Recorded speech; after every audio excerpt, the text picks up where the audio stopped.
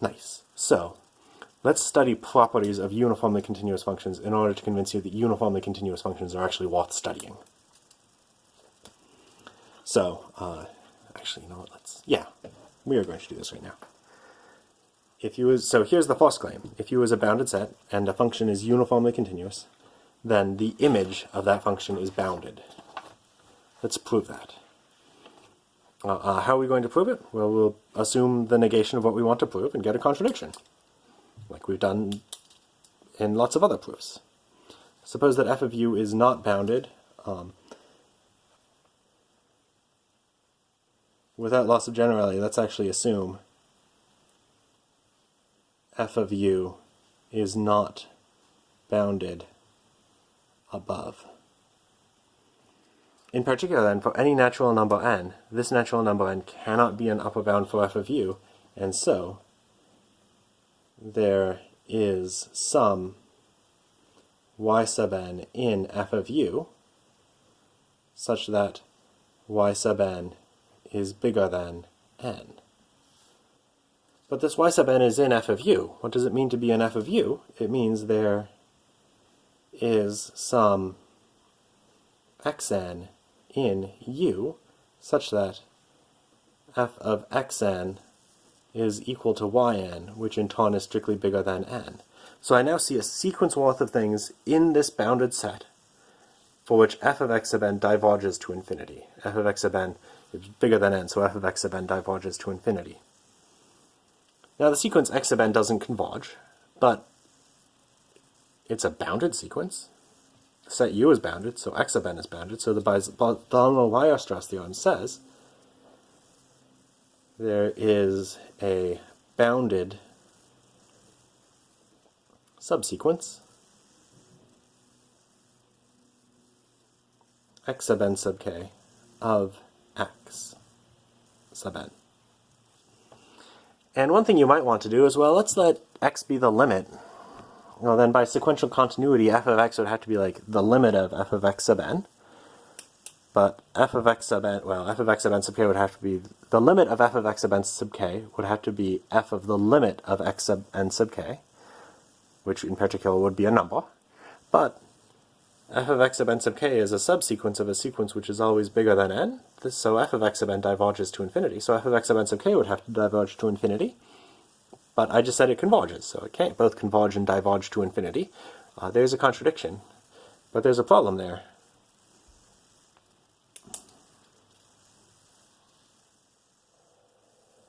X might not be in the domain. It's just bounded. The sequence might go to one of the endpoints. So instead, what'll I do? Taking the limit isn't useful, but I do need to use that this sequence converges. Convergence is the same as Cauchy. So here's what I'll do. This sequence x sub n sub k is Cauchy. I'll try to show that f of x sub n sub k is Cauchy. But let's explain why that would be a contradiction. Let's see, if f of x sub n sub k is Cauchy, then f of x sub n sub k converges. However, f of x sub n we've already seen is bigger than n for all n. So, f of x sub n diverges to infinity, and f of x sub n sub k must also diverge to infinity since it's a subsequence. This is a contradiction, right? I see f of x sub n sub k converges, and f of x sub n sub k diverges. Can't do both.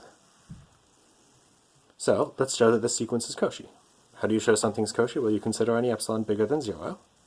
You come up with a choice of big N. You consider any, I don't know, k and L bigger than big N, and show that f of x sub n sub k and f of x sub n sub L are within an epsilon of each other.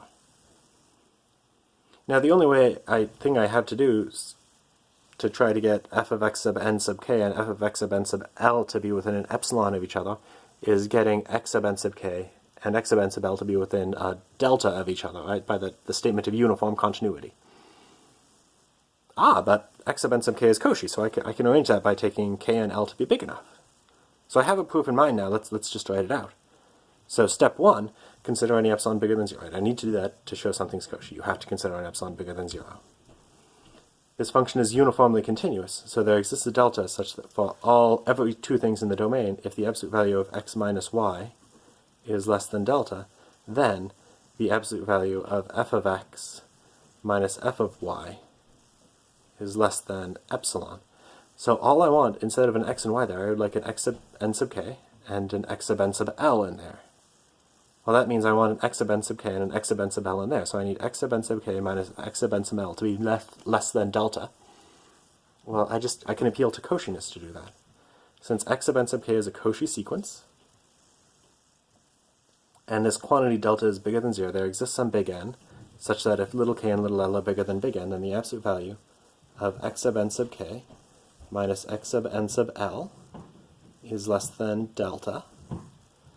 So that by this implication, if this difference is less than delta, then that difference is less than epsilon, we conclude that the absolute value of f of x sub n sub k minus f of x sub n sub l is less than epsilon. But let's just take a look at that. We considered any epsilon bigger than 0. We did some stuff, came up with a big N, considered any two things bigger than big N, and showed that that difference is less than epsilon. This sequence is Cauchy. So f of x sub n sub k is the same as y sub n, converges. On the other hand, y sub n diverges to infinity, so y sub n sub k diverges to infinity. So y sub n sub k is both convergent and divergent. It can't be both. So we get a contradiction. The thing that we assumed at the beginning of the proof must therefore be false. We assume that f of u is not bounded above.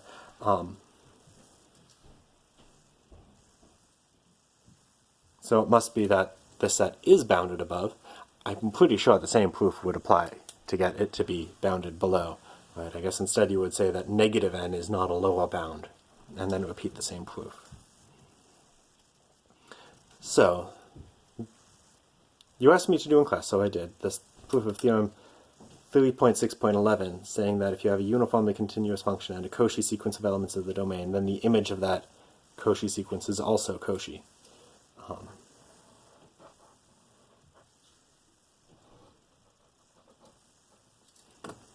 Well, the proof is right there. So I don't want to do it right now. Partly because my voice is getting tired. Instead, I'll prove the interesting claim that we didn't get to in class.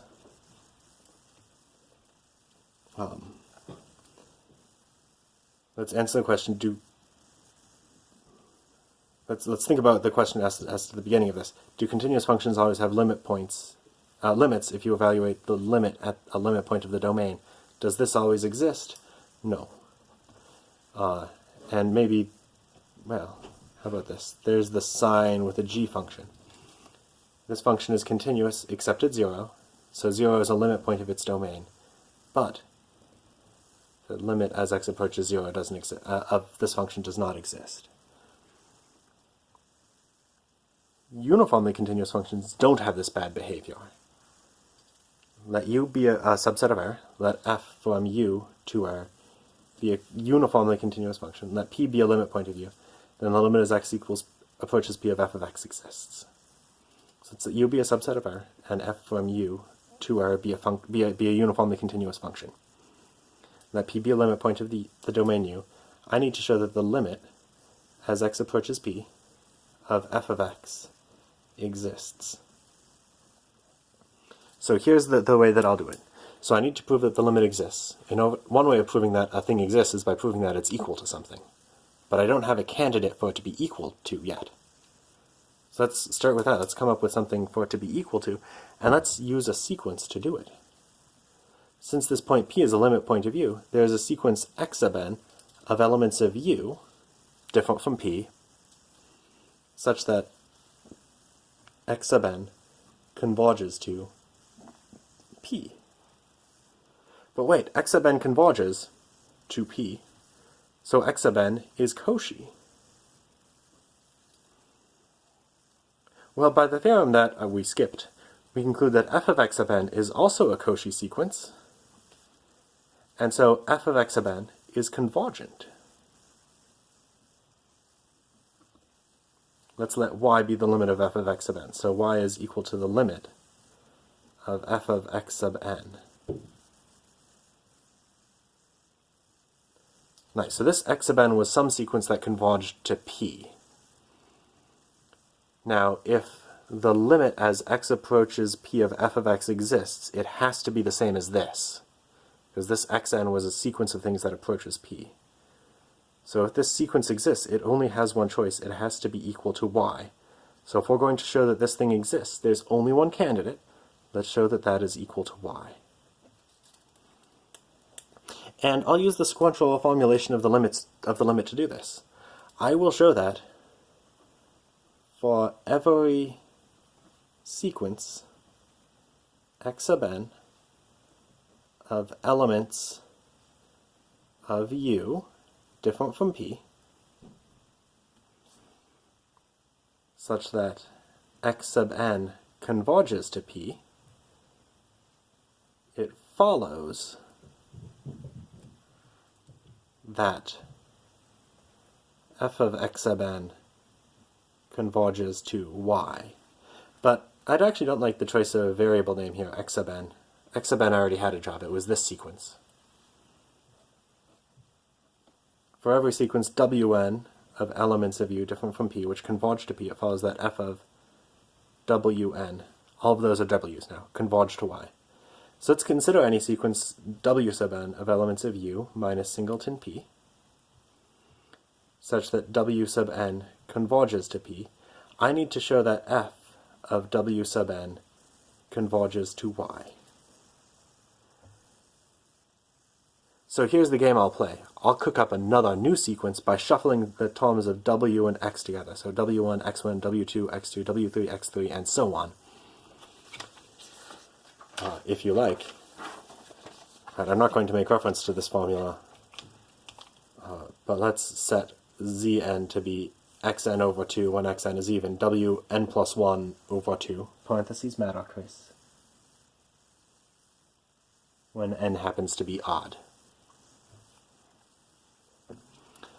So, I claim that this converges to p. I won't prove it here because